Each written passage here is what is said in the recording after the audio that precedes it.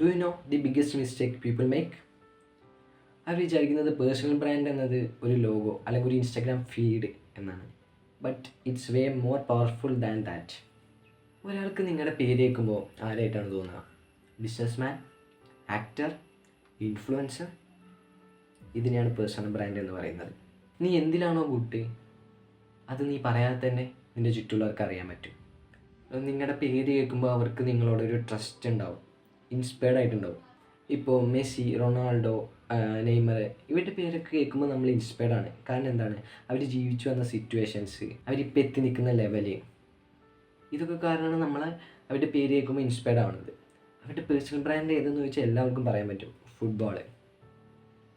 So അതുപോലെ നിങ്ങളും build ചെയ്യണം നിങ്ങളുടെ പേഴ്സണൽ ബ്രാൻഡ്. നിങ്ങൾ ചെയ്യുന്ന കാര്യത്തിൽ ടോപ്പാണെങ്കിൽ നിങ്ങൾക്കും പേഴ്സണൽ ബ്രാൻഡ് ബിൽഡ് ചെയ്യാൻ പറ്റും. അപ്പോൾ എങ്ങനെയാണ് ഒരു പേഴ്സണൽ ബ്രാൻഡ് ബിൽഡ് ചെയ്യുക? നമ്മൾ എല്ലാവരിൽ നിന്നും വ്യത്യസ്തമായിട്ടുള്ള ഒരു സ്കില്ല് ഉണ്ടായിരിക്കണം, അല്ലെങ്കിൽ ഉള്ള സ്കില്ലിൽ നമ്മൾ ടോപ്പായിരിക്കണം. ഇങ്ങനെയാണ് ഒരു പേഴ്സണൽ ബ്രാൻഡ് ബിൽഡ് ചെയ്യാൻ കഴിയുള്ളൂ. നമ്മളെപ്പോലെ സിമിലർ ആയിട്ടുള്ള സ്കില്ലുള്ള കുറേ പേരുണ്ടായിരിക്കും, പക്ഷെ അതിൽ നിന്നൊക്കെ നമ്മൾ ടോപ്പായിരിക്കണം. സോ ഞാൻ പേഴ്സണൽ ബ്രാൻഡിൻ്റെ ഒരു ഡീറ്റെയിൽഡ് വീഡിയോസ് സീരീസ് ആയിട്ട് ഞാൻ ചെയ്യുന്നുണ്ട്. സെയിൽസ്, മാർക്കറ്റിംഗ്, പേഴ്സണൽ ബ്രാൻഡിങ്, ഇത് തമ്മിലുള്ള വ്യത്യാസങ്ങൾ, പേഴ്സണൽ ബ്രാൻഡിങ്ങിൻ്റെ ടൈപ്സ്, ഇതിനെക്കുറിച്ചുള്ള എല്ലാ വീഡിയോസും ഞാൻ ഡീറ്റെയിൽ ആയിട്ട് പറയും. Thank you.